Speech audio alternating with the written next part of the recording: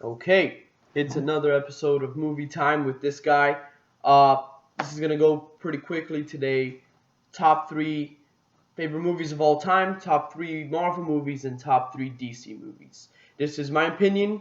Movies are subjective, so don't criticize me or take me down for giving you my opinion.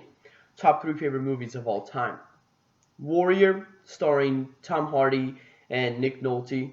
Uh, it's a great movie. All I have to say is it's one of the very few movies that really gets to me emotional. It gets me really emotional every time I see this movie, and it's pretty kick-ass. Number two, it has to be Whiplash with Miles Teller and J.K. Simmons. It just won like 3 Oscars this year, and if you haven't seen it, please, it's worth watching. Don't don't think it's not your type of movie. It's everybody's type of movie. It's a great movie. Check it out. It's worth watching.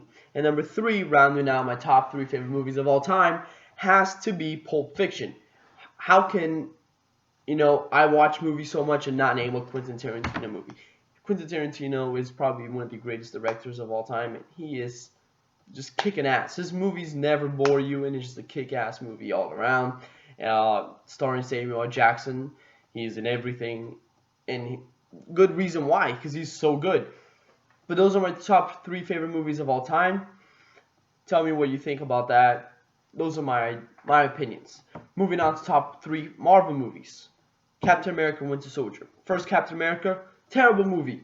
Don't waste your time watching it. It's not even worth it. But this one does a really good job kind of making it feel like an old 70s spy movie. The action is great, the acting is great, everything in the movie is awesome. There is some weak points, but it's still worth watching. It's probably one of my favorite Marvel movies. Going now, number two, it has to be Guardians of the Galaxy. For me, it has just because when I went to watch it, I was expecting to be a terrible movie. I thought it was gonna be so bad. A talking raccoon. How can you make that work? Just letting you know, they made it work. Even a talking tree makes the movie. I just kind of mumbled right there. It made the movie amazing. It is great. It is fun. It is funny. Chris Pratt kills it, and it's just awesome. James Gunn, the director, talked a lot about making the movie look great, like just the colors in it, and that he did. If you haven't seen it, it's worth your time. Pay attention to the colors. A lot of people don't do that, but like make sure you see how the movie looks. It was a big thing for them, and it worked. It went really well with the movie. And number three has to be the Avengers. How can I name Marvel without the Avengers? Anything. It's the first time you see a kind of huge crossover, any crossover at all, making the universe one. It was great. It was fun. It made like $1.6 billion, top three of the highest grossing movies of all time. Marvel has to be satisfied with that. Now, if you guys let me know what do you think of my Marvel movies. I'm not even that big of a Marvel guy, but I do love their movies. Those are my top three. Now moving on to DC. DC is a little different. They don't have so many movies out there like Marvel does. But first one, The Dark Knight with Christian Bale, directed by Christopher Nolan, and his name's Heath Ledger that plays the Joker. For I think it's the first time someone wins an Academy Award for supporting actor in a comic book movie.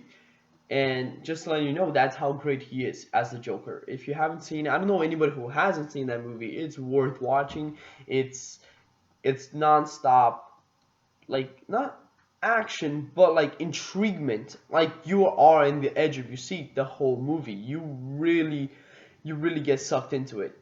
It's I can watch it hundreds of times and it still gets to me. The whole pencil trick hitting the dude's head, yeah, watch it. If you don't know what I'm talking about, that scene is gonna get you.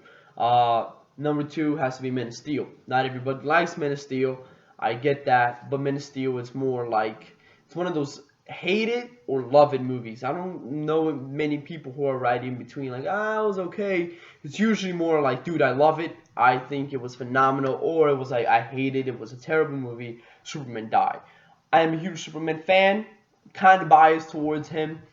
Bigger fan of Superman than Batman.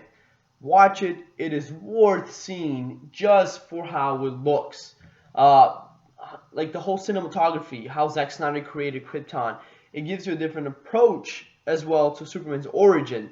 Check it out. You know, even if you don't like the movie, you can appreciate how cool the action sequences with Superman and Zod are. It's great. And keep in mind, people keep criticizing this. It is Superman's first day in being Superman. Like, I hate it when people talk about it. Like, oh, he could have done this, he could have done that. It's like, yeah, but he's only been Superman for like 4 hours. He just put on the suit. But check it out. It is a movie just worth seeing just for how it looks. It's great. It's fun. It has a lot of action. And it's huge. It feels epic. And rounding up my top 3 DC movies has to be Batman, the Tim Burton Batman from like 1986. I think that's the date it came out. What can I say? It's Tim Burton and it's Michael Keaton as Batman. It was great. It was phenomenal. It's a classic. It's one of those movies that it still holds up to date, even though it has like 30 years. Check it out. Let me know what you think. You know, these are my favorite movies, and I'm really into comic book movies as well, if you couldn't tell. But let me know what you guys think. See if you guys have any other top 3 you want me to do and talk about it. But yeah, that's it. I hope you guys enjoyed this episode, and I tried to keep it short. Now it's 7 minutes. All right, have fun, guys. Enjoy your day. Thanks for watching.